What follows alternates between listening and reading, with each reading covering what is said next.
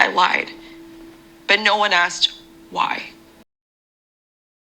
No one cared why I lied. We, the jury, find the defendant not guilty. I wasn't the same person sitting here almost 14 years ago that I am now. I have a voice now. I'm not afraid to speak up against my abuser now. Hello, Sofa Squad, and welcome back to the damn sofa. That's the sofa behind me, and our little team mascot, Mr. Roscoe, is actually in front of me in his little kitty bed. So his stand-in mascot, the bear, Mr. Roscoe, is behind me. Now, today, you saw the first clips we watched. You saw the thumbnail. You're here. Welcome, and, thank you for joining. We are going to be going over the recent documentary that came out with Casey Anthony and Where the Truth Lies. So, full disclosure, I was not going to watch this at first, right? I kind of put out a thing to the squad. I was like, should I watch it? And I was like, And so then I started seeing all these rumblings on social media of, oh, she's innocent, or, we don't think she did it now, or da-da-da-da-da. And I was like, hold up, wait a minute. I got to watch this now. Okay. So what we're going to do is this. If you're watch my channel, then I'm going to put up clips, that kind of thing. Now, here's the thing. This is different because I actually laid in bed and watched this on my phone. I wasn't sure really how to share the clips with it, so it was on like a TV network. So I watched it on the app on my phone and recorded them on there, so it's going to be a little bit different. I apologize for that. But I'm going to put up some clips of it and we're going to talk about it. Now, I'm not going to be going into like super duper details about the origins of the case because you can kind of see that through these clips and whatnot. This was huge. Nancy Grace basically got her start off this case. At the center of it is Kaylee Anthony, who justice was not served for this poor little baby. And I mean, that's that, right? So that's what we're going to do. Throughout this and at the very end, I'll give my full opinion on what I think, but y'all probably already know what I think. Okay. So before we jump in, thank you to everybody who makes the Sofa Squad possible, to the Patreons, to channel members, people who hang out in the comment sections and talk and share the videos. Y'all, it helps so much, and literally we would not be gathered around the damn sofa if it was not for you, and I appreciate it from the bottom of my heart. And also thank you for keeping all of these victims' stories alive. Now what we're going to do is we're going to go ahead and jump in and start watching some of those clips, and I'm going to make my commentary. Now again, this is a commentary video. Okay. If you don't want to hear my big old mouth going, go to Peacock, links down below. You can watch it. It's not a sponsored kind of thing or anything like that, but that's where you can see this 3-hour docu-series, whatever you want to call it. So that's it. Let's go ahead and dive in.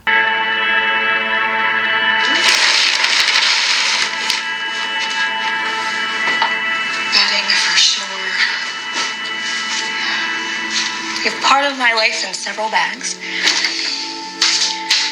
Some of the most priceless things that I have. Why? Some of the only things I have left of Kaylee. Okay, so as we see in this clip, she's unpacking. What they've done is they've rented a home in South Florida. This is where Casey and this crew are going. They're going to film this series, this, tell-all kind of thing, her first time having this conversation. Now, if you don't follow this, then just to fill you in, after the trial, Casey basically moved in with this private investigator named Pat, and it sounds like from the sounds of this, she's not living with him anymore, maybe, but I can't 100% tell. But she still does live in Florida, clearly. But they went down to South Florida to do this. Now, that being said, this whole thing, she carries all these pictures of Kaylee around, hangs them on the wall to, oh, it's all I have left of her. Oh, and this is the theme we're going to see throughout this. This whole series, when it comes down to it, if you were to ask me, does it feel like a money grab? Yes, but not in the context that some things do. It feels like, let me rephrase that, 100% money grab, but from many different people, right? I mean, not just Casey Anthony. Like, and as you'll see as we watch, it's just like, I don't trust a lot of people who are speaking in this. So that being said, let's go ahead and watch the next clip. There was no trauma. There was no darkness in those moments. And too much of her memory is surrounded by that now. If you didn't watch this, yes, like you heard them say, this was like the O.J. Simpson trial. And if you didn't watch this, you probably weren't around for the O.J. Simpson trial. This is like the birth of true crime as a consumption model for the public, right? And the Casey Anthony trial, I mean, it was off the hinges, okay?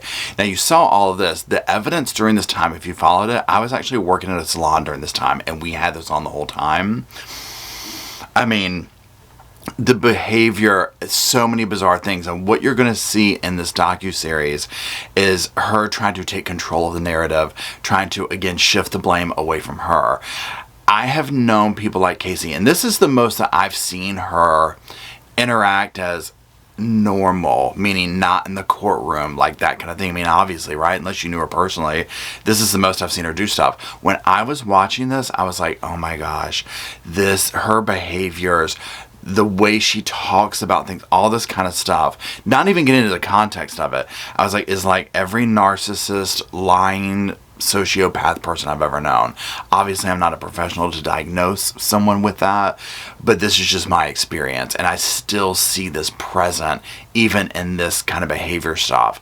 So it's a hard sell for me in a lot of this, and again, so many people were shocked because at the end of the day, I mean, have they found somebody else to find out what happened to the baby, the victim in this? No. Also, throughout this entire docuseries, and I'll probably say this multiple times, Kaylee seems like an afterthought. And I'll describe this more when we hear from some of her former defense team members, that shocked me during this, because I was just like, what? Like, it's like that's the last thing anyone's concerned about is what actually happened to the baby, right? So let's continue. Why talk to me now when you're not getting creative control? I just need someone to be willing to listen. And I've spent the last 10 years making sure that I knew who I was. Hard because 1,000 questions go through my head. I'm responsible for answering everyone in the world's questions about her, about what happened. I still don't know. What happened to Kaylee? Okay, now very quickly, if you notice in that one clip when she's like, I'm still responsible for answering the questions, this like flash, her face contorted. It was like this angry slip through. I don't know what you call it in that world, right? And again, I'm not a professional at this. It's just something that I noticed. But I was like, oh, she's still angry about that.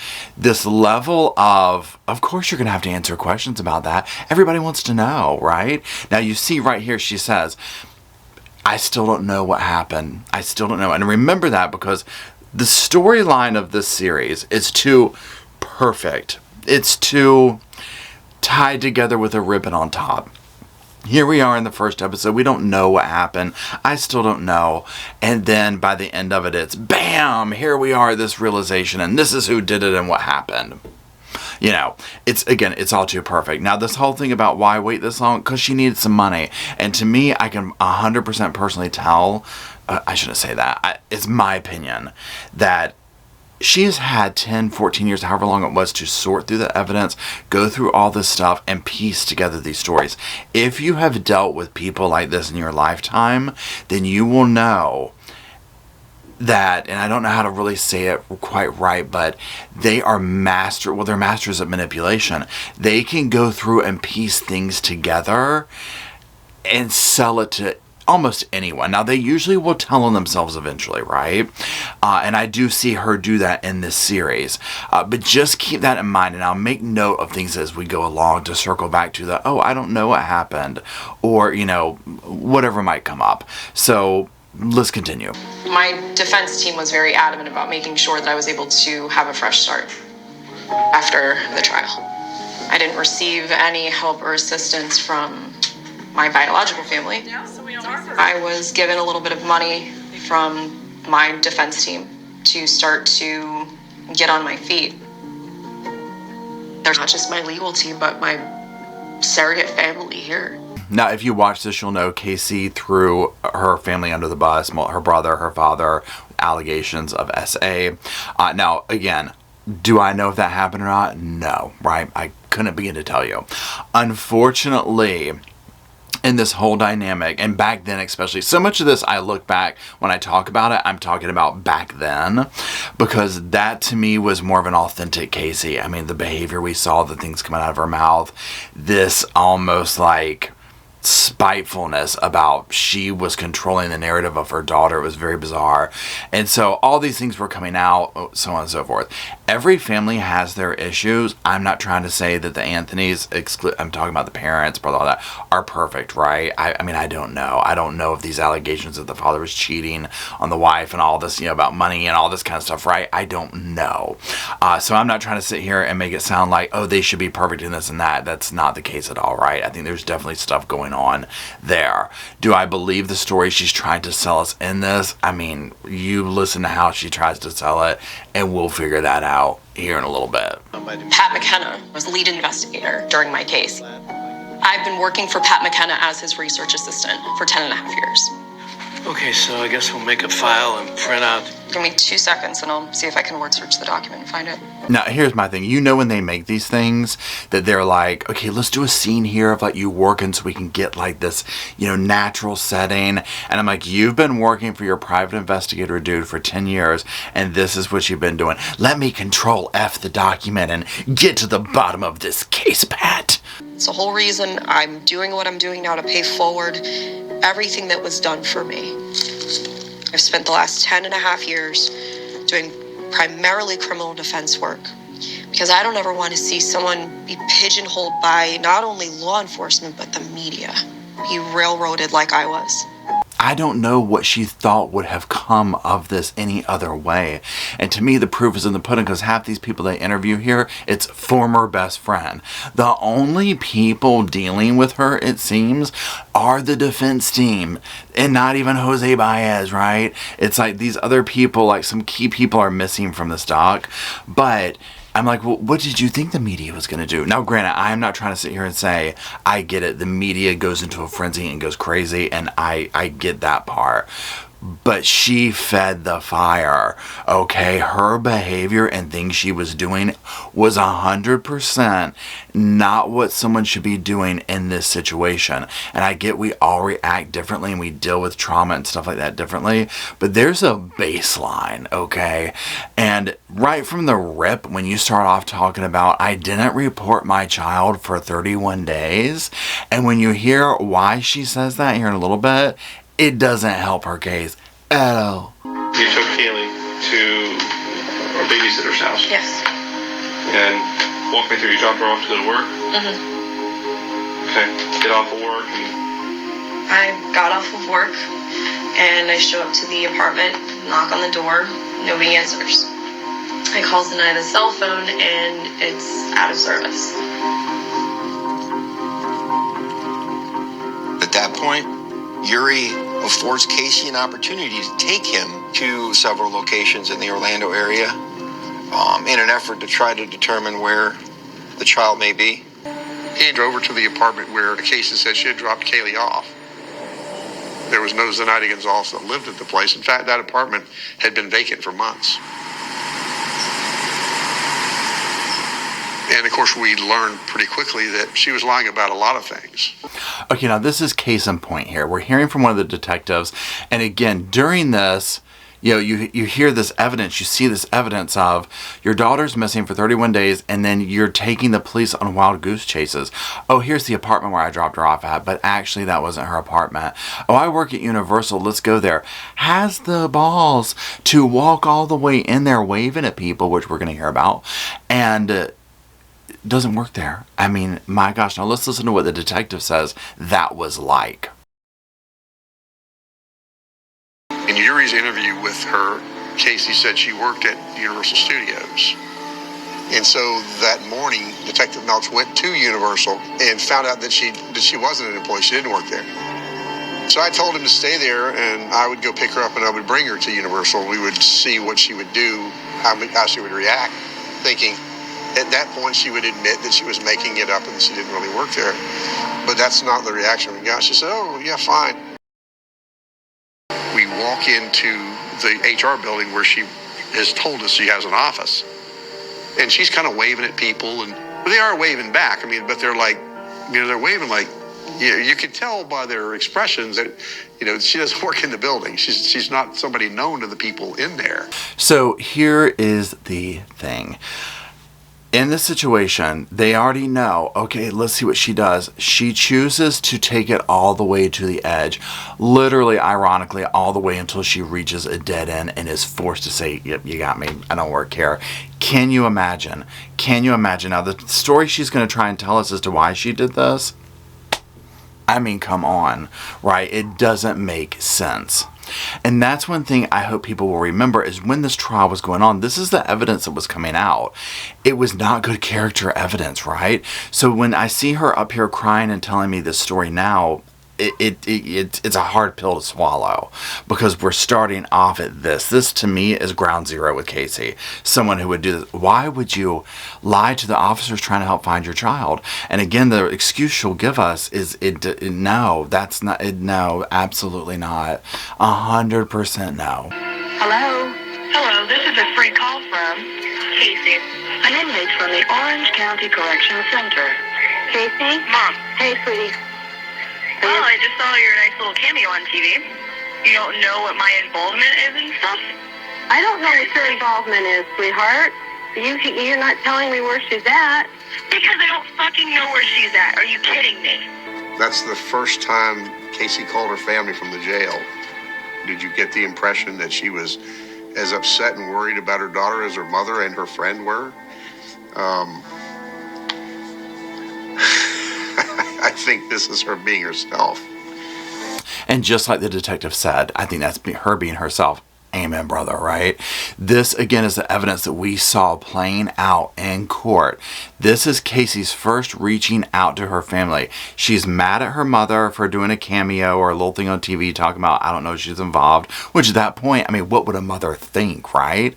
Then her friend, who's way more concerned about Kaylee and where she's at than Casey. All Casey's doing is cussing and coming up with reasons why she can't cry.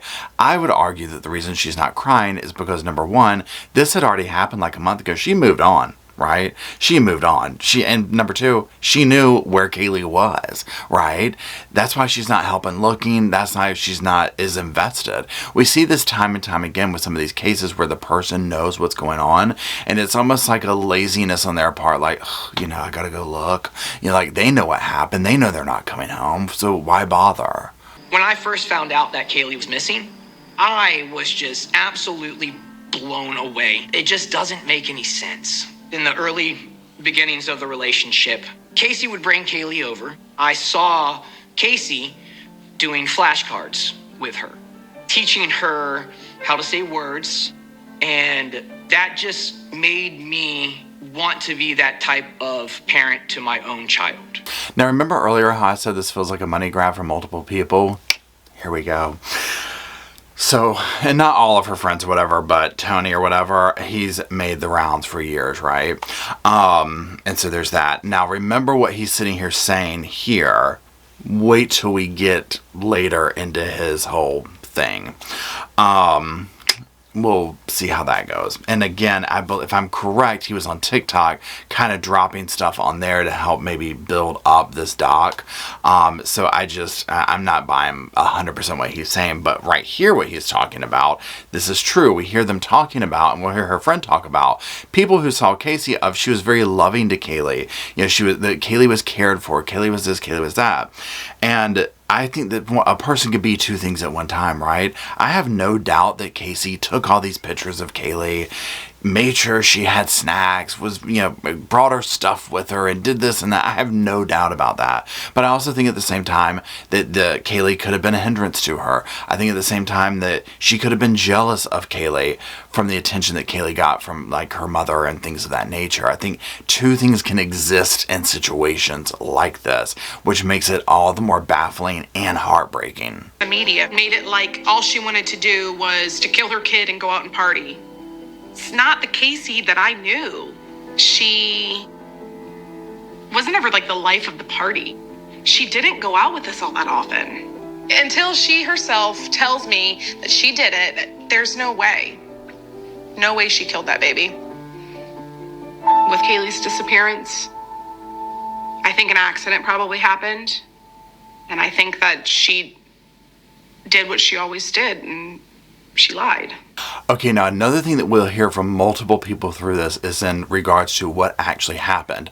Now, so obviously her friend here doesn't know. What surprises me more is that the defense team and saying they've never asked her what happened, and we'll get to that later, and I'm just like, what? But, this doesn't make sense.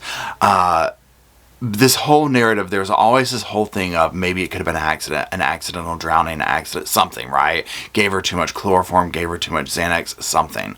And she passed, everyone freaked out, what do we do? Kind of thing, right? Because then you also have to, there's a whole thing of, did George help her with that, cover the accident so he didn't lose both Casey and Kaylee? There's all these different strands going on of theories and whatnot. Now that being said, you go to these internet searches, foolproof suffocation, chloroform, all this kind of stuff.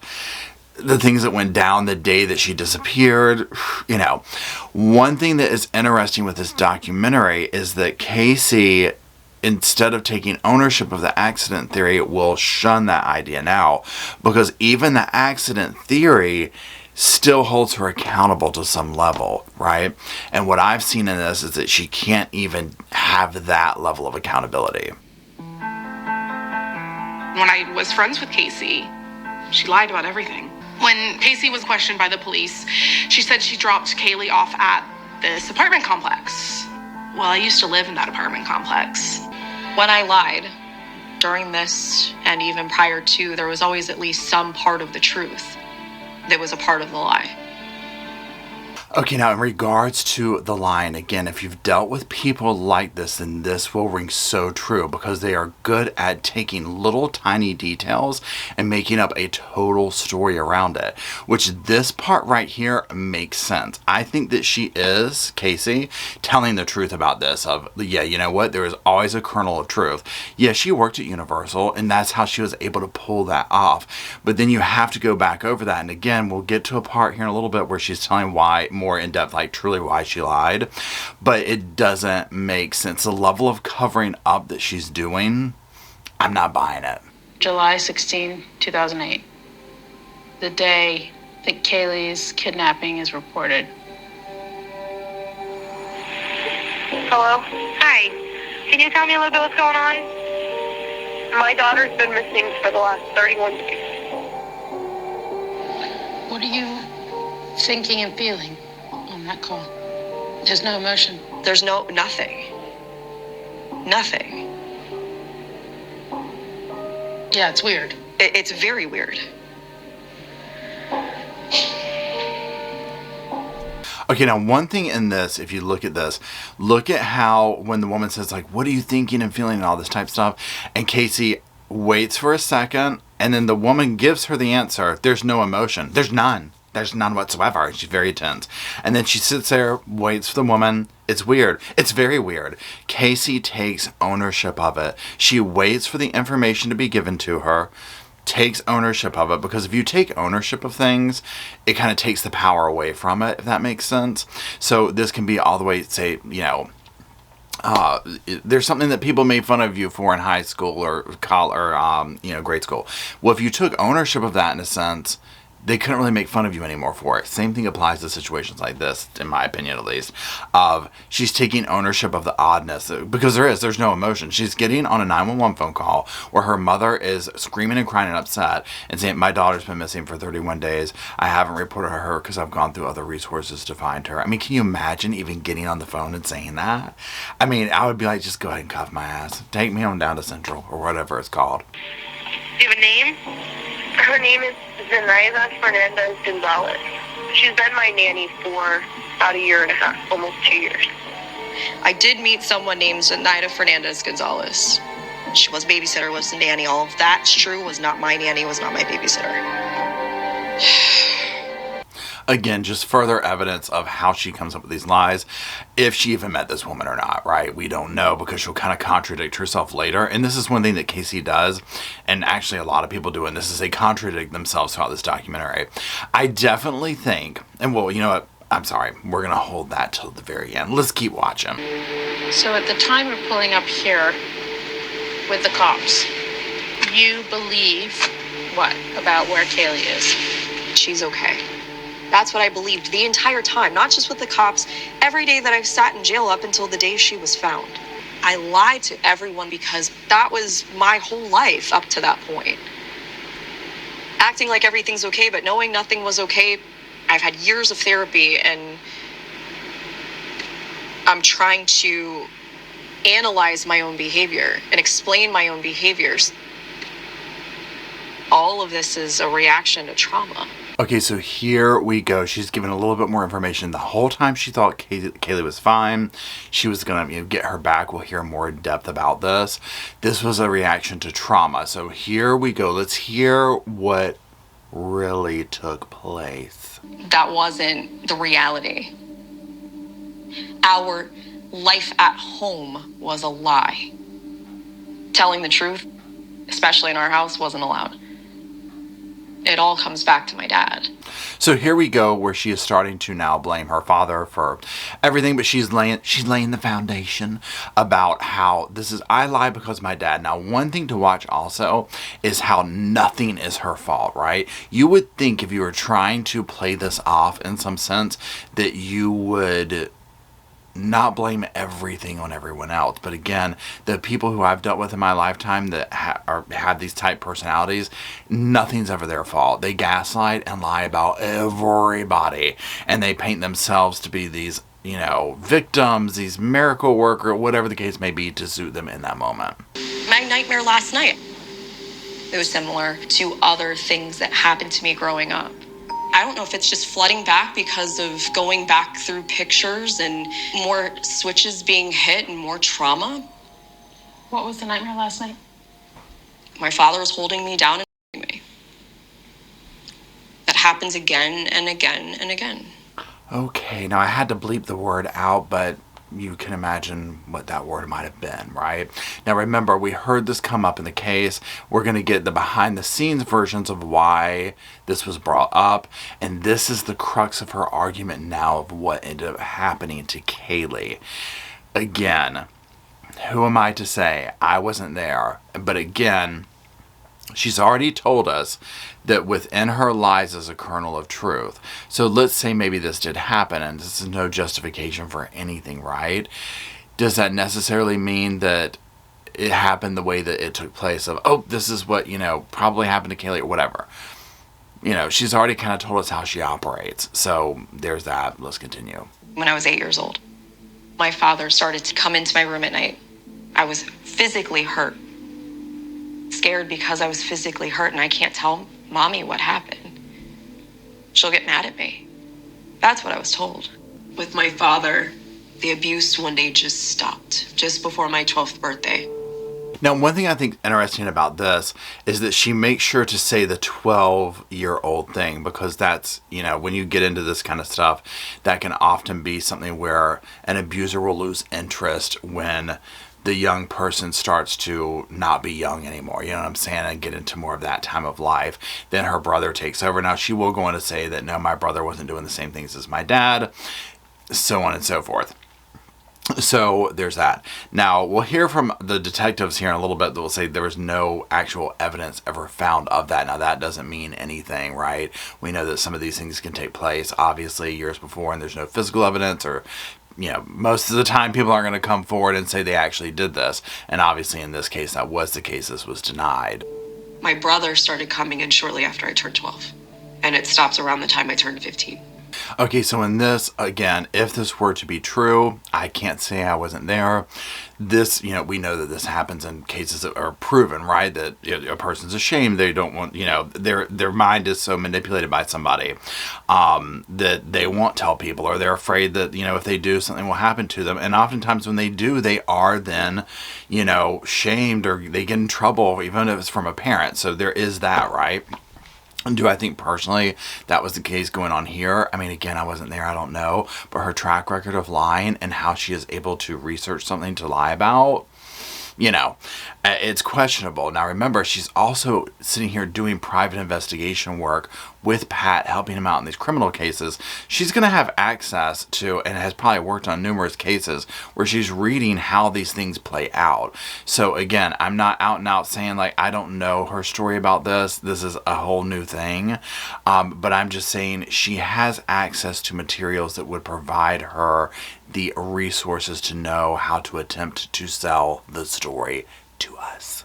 You know, I asked some questions like, where's Kaylee? You know, what's going on? Why didn't you tell anybody? Oh, I'm just doing what they told me to do. Just saying what they tell me to say. She did say that they're telling me. I'm doing what they tell me to do. I don't know who they is, though. So here's her former best friend. She was there. She at times shows way more still visible upset than Casey does over her daughter. She's there during the middle of all this. You know, where is she? Oh, I'm doing what they told me to do. If something was going on behind the scenes and it's this serious, one would think that she didn't have any issues throwing people under the bus at a certain point, that they would completely come clean and be like, this is what's going on, right? You know, and again, we'll hear full blown, you know, her like, bam, this is what happens, because she doesn't ever come forward in this at all and say, this is 100% what happened. It's very conveniently murky, but she comes to a realization by the end of it.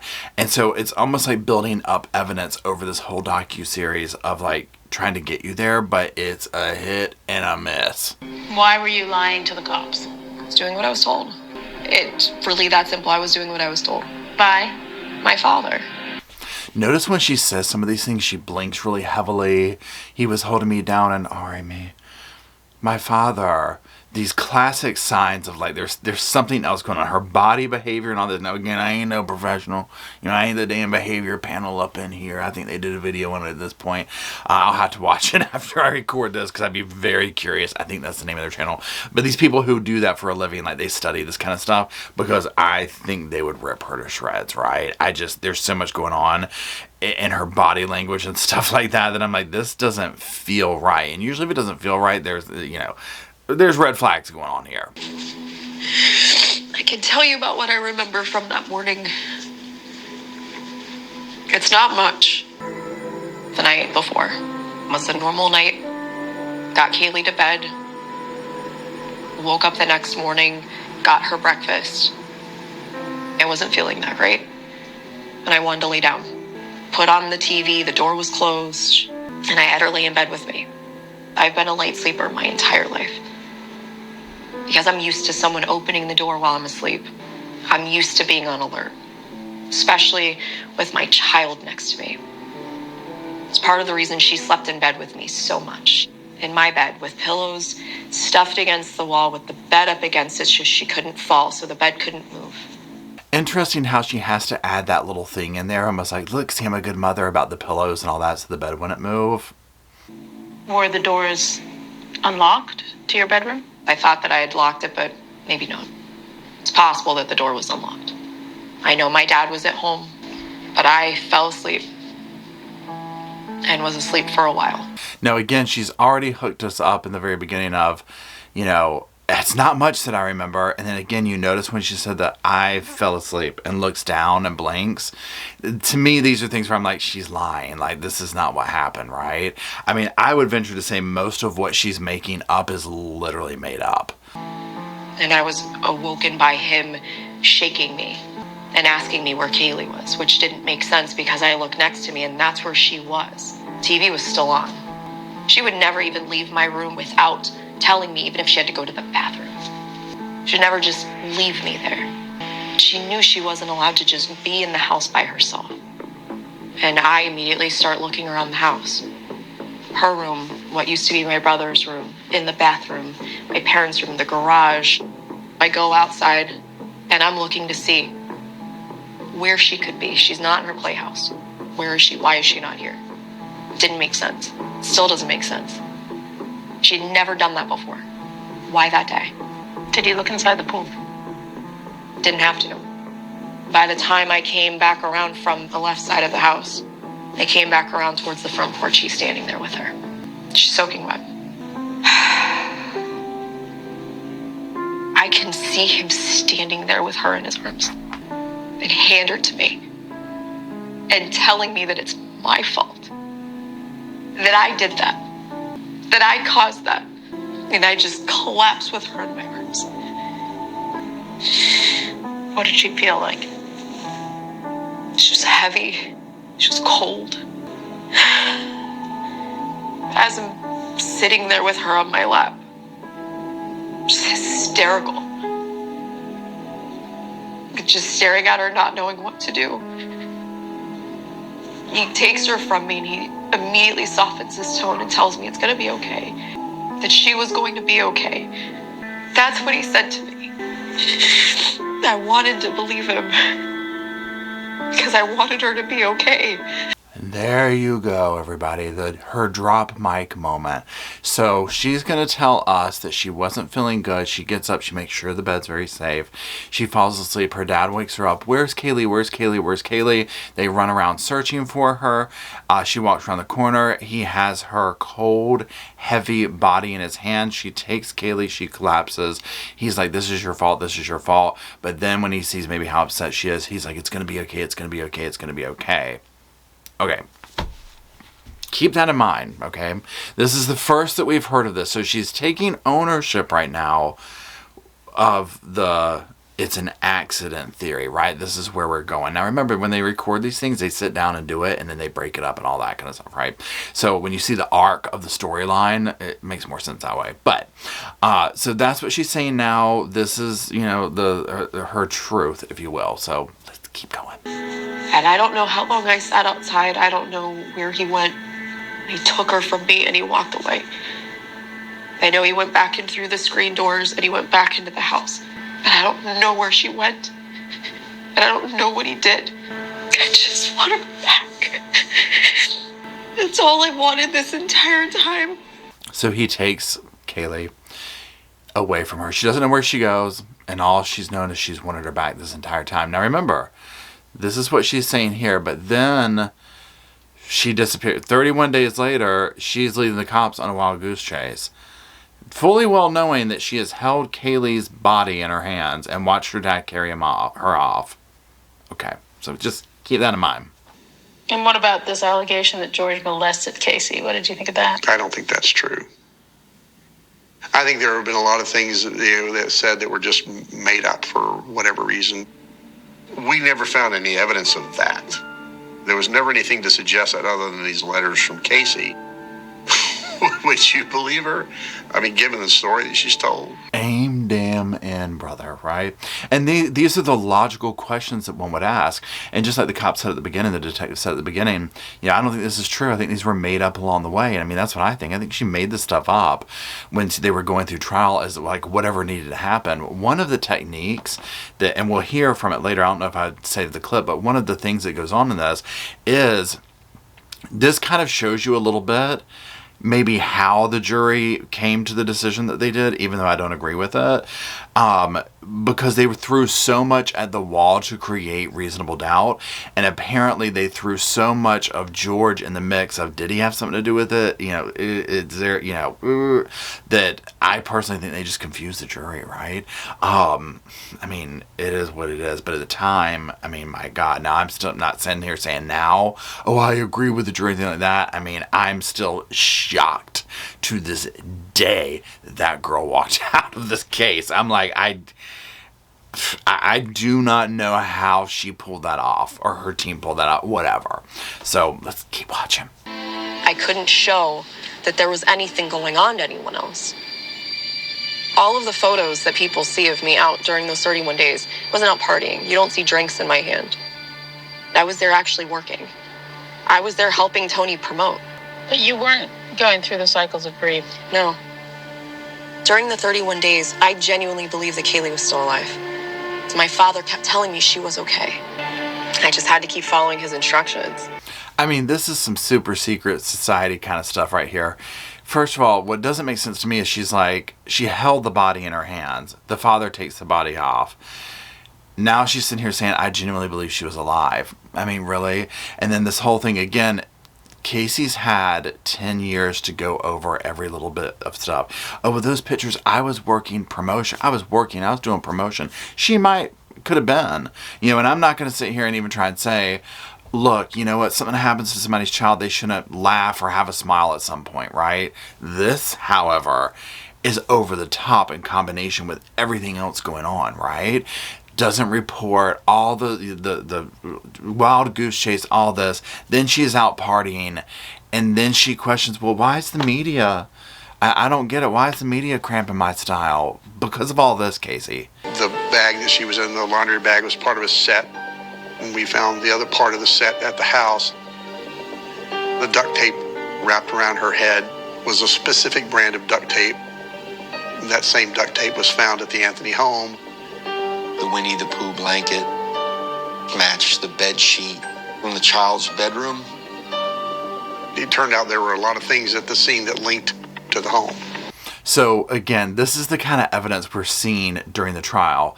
All of the stuff that the body was found with came from the house, right? Later we'll hear, and I don't know if I saved the clip or not, but this is basically how they would bury their animals and whatnot. So all of this stuff was just, it's overwhelming. In addition to all the other things going on, all the lying, all this, all that. So trying to back out of that now, to me, it's just like it's a no-go for me. It just resonated with me that this was a very loving mother. Good one. Ready? We don't think that girl killed that baby. So what happened? I think that an accident could have happened. And I just want to see the facts, the evidence, talk to witnesses, and I want to find out more. He located Crystal Holloway. What do we know about this woman that claims she had an affair with George Anthony? During this whole fiasco, George has an affair with this woman, Crystal Holloway. I'm told that he visited her many times at her gated community. He's unburdening himself to this woman, figuring this will never come out anywhere. So when I go to talk to her, I learn from Crystal what really happened to Kaylee. She had information that was important. She said George told her that this was an accident that spiraled out of control.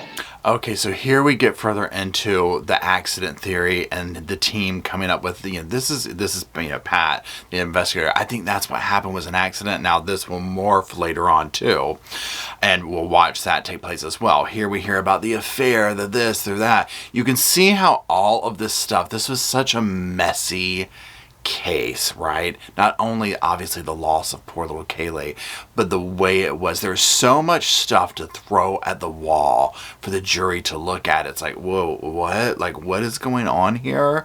So let's keep watching.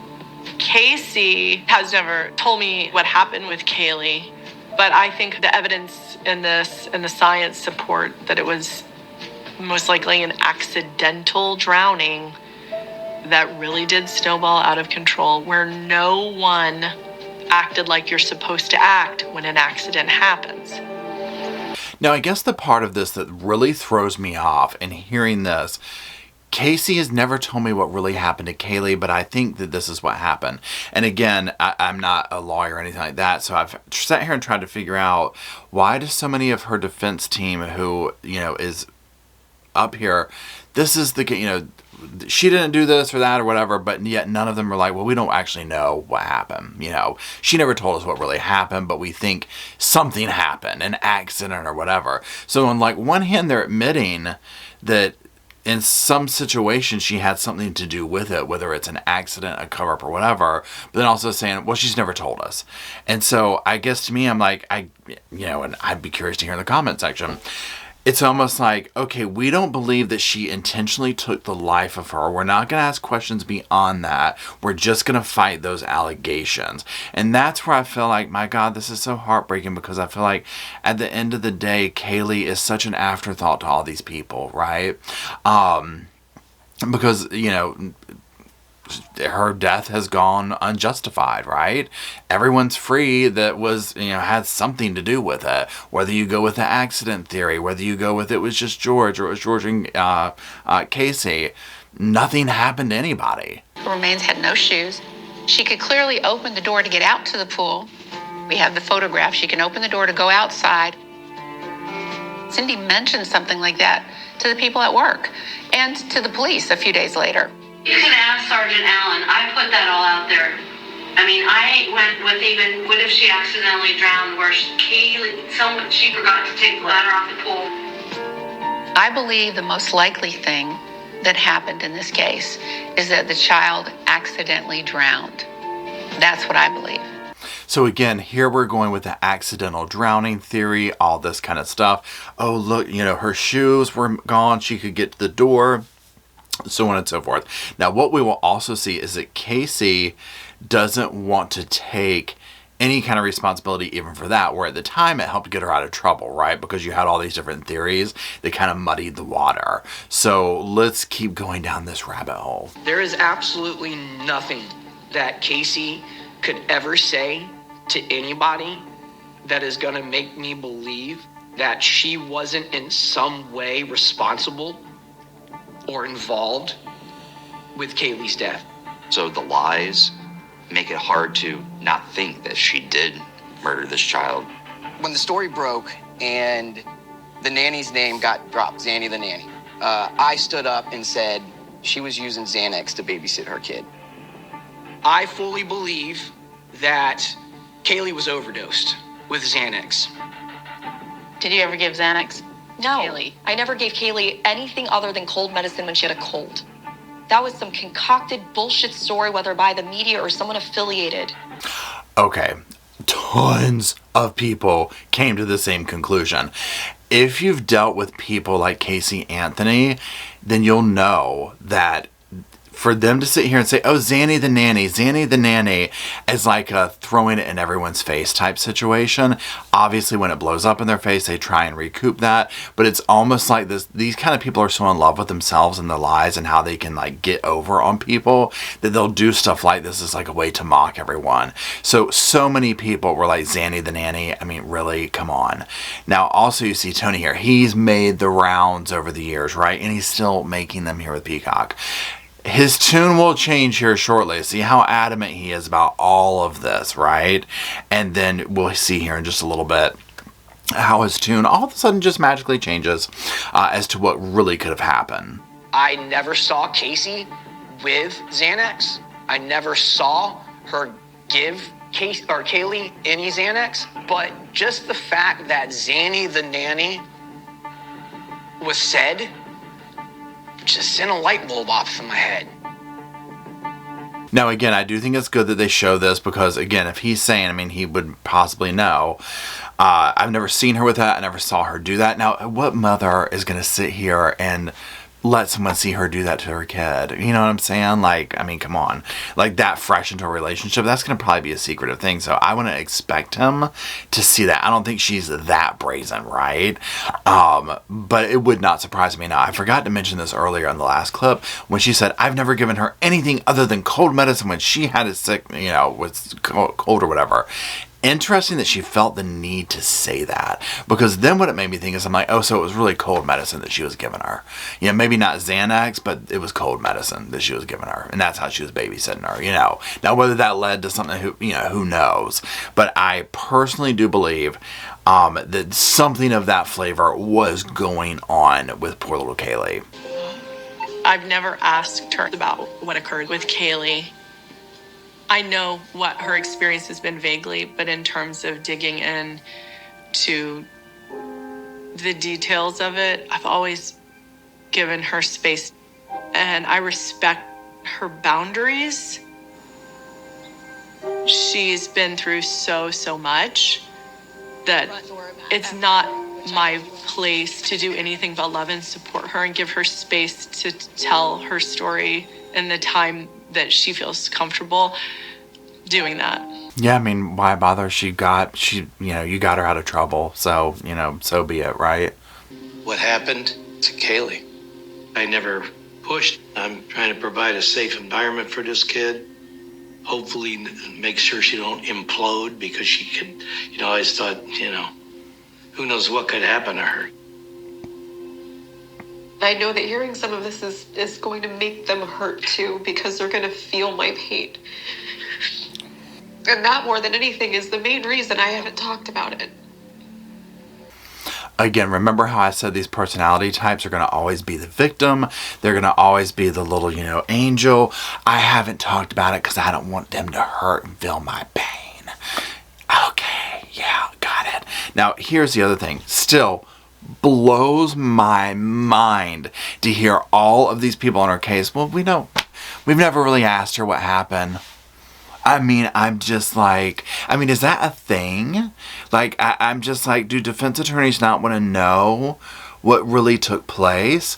And again, her sitting here, the water works, the this and the that, and I'm getting ready to tell them they haven't heard it in this long, and it blows my mind. Do you remember the internet searches? At 2:49, while Casey's cell phone is pinging a tower nearest the home, the Anthony's family desktop computer is activated by someone using Casey's password-protected account. At 2:51, someone does a search for foolproof suffocation, clicking on several pro-suicide websites. Right. Wasn't me. I can tell you that. Everyone had each other's passwords because it was a family computer, but I didn't make those searches. Do you think it's possible your dad did that 2:51 p.m. search if he was at work at 3? Where he worked and where our house was located was less than 10 minutes. There was enough time for him to have been home, still made those searches, and then left for work. At 3:02, we have George using his cell to call the house landline. Okay. But where was his phone pinging at that point? Was it pinging at work or was it pinging closer to the house? We don't know because we don't have George's cell phone records. That's also part of the problem. We don't have George's cell phone records. Now, you see how she already knew that about cell phone records, right? Very convenient. Again, she's combed over this stuff. Trust me. She's been concocting this story. It's taken her a while to put it together. She knows what she can do and prove. And I would probably argue that the director worked with her on half of this to set it up, right? Because that's what it feels like to me. This just feels like, she had everyone snowed on this one, right? Who was working directly with them. I have no doubt that Casey has some kind of power to convince people of things. Obviously, right? And again, the people I've dealt with in my lifetime that had this kind of stuff, they had that. They could sell ice to an Eskimo kind of a thing. It was just, they have this kind of a thing and it enables them to victimize people. Now, this whole thing about what he worked like 10 minutes away, he could have made the searches. This was a huge thing when this trial went down about who made the searches, the chloroform. The mother said this, but then she came back and said this. And everyone could have done this, but then they couldn't have done this. This was muddied the water. The fact of the matter is the internet searches that were coming out of that house were concerning.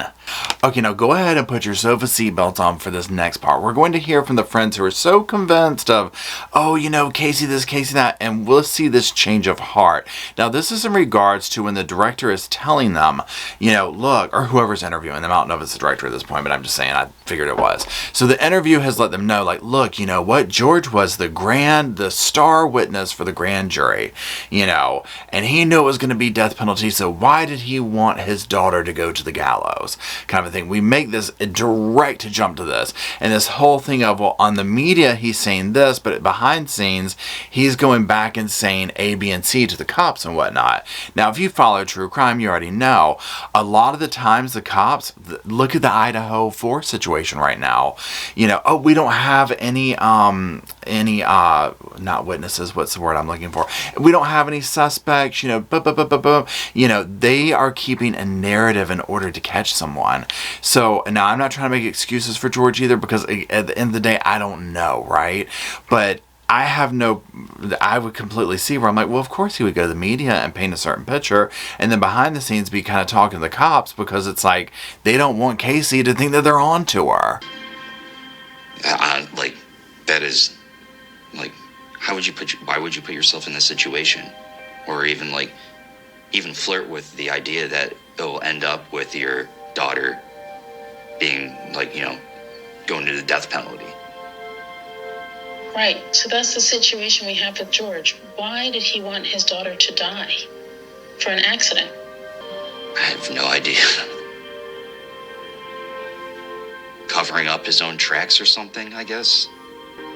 That's the only logical reason I could think. This is blowing my mind right now. Holy shit. Do you mind if I take a 5-minute break? I need to So one thing that I would be curious to know is, with the grand jury thing, and well, let me rewind here. I know one reason why he got there and testified is because she was throwing him under the bus, right? Whether the allegations are true or not, I mean, he was going to get up there and do that because he was being thrown under the bus. So it kind of became a back and forth type situation. Now, the grand jury thing, I don't know. I don't know if the cops had something on him. Like, who knows, right? But this jump that we've made with the friends of, oh, it all makes sense. He was covering his tracks. I need to take a break. Very dramatic, right? And it fits this overall arc of the series of, we start off here, we don't know what happened, and now it's all this guy's fault. And I'm just like, it feels smarmy, it feels money grabbish on everybody's part. I know what he did to me. And that was my fear. I have one job to keep her safe. As a parent, that's your most important job, is to keep your kid safe. As a kid who was abused, you don't ever want to see that happen to another kid, especially not your own. If you're honest with yourself, Casey, did you do everything in your power to protect your daughter? I thought I did. I tried. I didn't leave when I should have. The moment I found out I was pregnant, I should have just left. So here we are. She's made the jump. Dad's fault. It wasn't an accident. It wasn't the pool. The ladder was up. It couldn't have been the pool. Like, she's discounted that. It is George. And so arriving at this part, I was like, wait a minute. You haven't sold me this idea enough at all, right? At all. And like the interviewer feeding her all this lines and stuff to kind of set up her responses, it ain't helping either. The whole nanny thing started because there were times where I wanted to have a night with my friends, but I also wanted to have my daughter there with me because I knew my father was going to be home. So I told my mom, I'm going to drop her off with my friend Zanny. That was kind of how that started when Kaylee was actually with me. They weren't necessarily innocent lies. They were lies, and I was an adult, and it's the stupidest thing, but it was like all of a sudden in my 20s, I'm rebelling as a parent to have freedom, and it wasn't the right thing. Let's go to the day where you tell law enforcement about Zanny the nanny.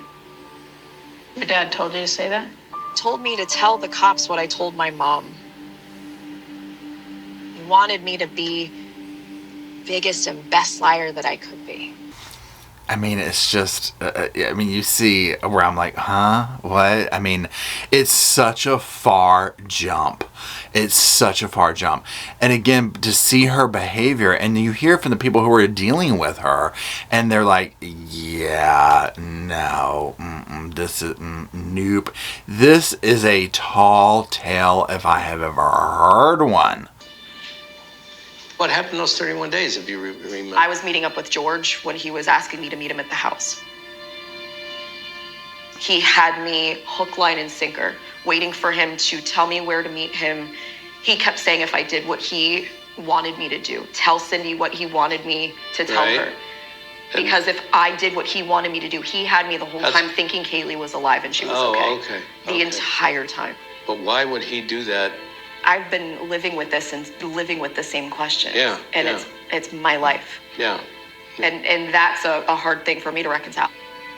I've spent the last 14 years almost, and especially during this process, having those epiphany moments where something clicks.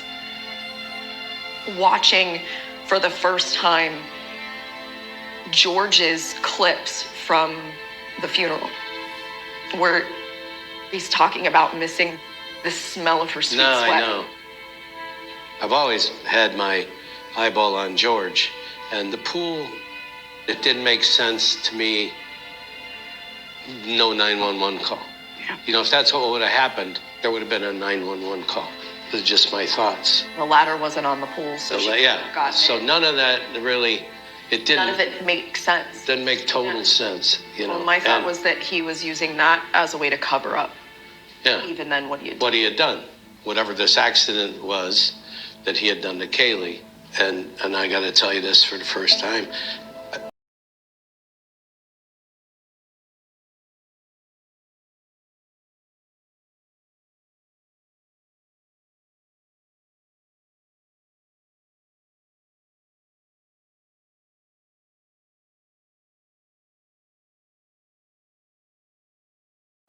There was an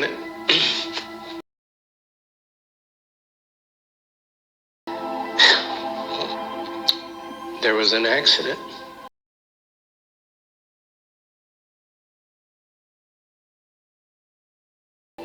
George was involved, and I don't think the accident was in the pool. I mean, she has got him snowed, okay? He's in that trance with her, okay? I just think there's a little bit more to this whole situationship with those two, or there was at some point, but that's for a whole other video, okay? So here you have it, 100%, right? You know, he did it, he covered up, she ain't gonna even admit to it was an accident at the pool, none of that. However, other members of the team are saying, I think an accident happened, I think things got out of control. You know, what do you say in this scenario, right? Because at the beginning of this video, of the series, he was like, no, she's very honest. She's not lied to me. And you hear him, he almost gets it. The questions he asks make sense. So for 31 days, you were meeting your father and him coaching you on what to say and do in hopes of getting a child back that you had held in your hands and probably knew had passed, if that's even the truth, right? It doesn't make sense. And then Pat over here is going to start crying and breaking down, talking about, again, this fixation on George. Like, it's George, it's George, it's George, it's all him. Again, this is the defense team. This is the defense team, right? I'll get up here saying this, and I'm like, you know, how did this travesty happen? So, as you can see, you already know what my opinion is. I think she did this. Now, here's the thing. Do I think it was intentional? Sarah Boone, unintentional. You know, do I think it was unintentional or intentional? I don't know. Could I see her doing this intentionally? 100%. Would not faze me a bit. If we were to able to rewind life and get a view of eye camera on what went on with her and we saw her intentionally doing this, I would buy it, would make sense. If we saw something unintentional happen, which again, I don't think the pool thing happened. I've always resonated with, she gave that child something, whether intentionally meaning to take her life or unintentionally, but that was the outcome. Now, when you get down into the whole thing of the arguments with the mother and the internet searches, it lends me to err on the side of intentional. But that's where I get confused too. I'm just like, I don't 100% know, but I err towards the side of this was intentional. The documentary is 100%, this is a money grab, if you call it that, but not just a money grab. It's someone that has seen this story and it speaks to the bigger like, you know, the context of true crime in general. So many of these cases we see revisited and it's, oh, they're innocent now, or they did this, or they did that. And oftentimes they are. To me, that's what the intention was of this. And Casey has constructed a story that is wrapped up in abuse because that's very touchy, right? That's very touchy in this day and age, especially where you don't know how to approach that. And to sit here and say, oh, she's a full out liar about that. You know, it's a very touchy but convenient thing for her to hide behind.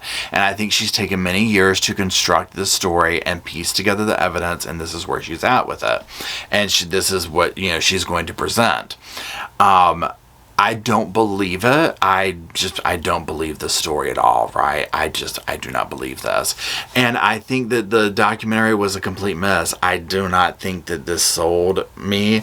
Now, again, I lived through the real trial. I watched every bit of it. So people who have that context with this case, for the most part, are going to probably be like, she guilty, right? Because we saw it play out. Revisiting something 10, 14 years later, whatever it is, and slapping some tears on it, it's not changing my mind. If anything, it just makes me reaffirm, oh yeah, she's guilty. You know what I'm saying? Like, guilty. And very lucky that she got out of there. I have no idea how she walked. No idea. So, yeah. There's that. Now, if you want to see another super duper out there crazy case, Daryl Brooks, and hear all my commentary on it, click the playlist that is popping up and now.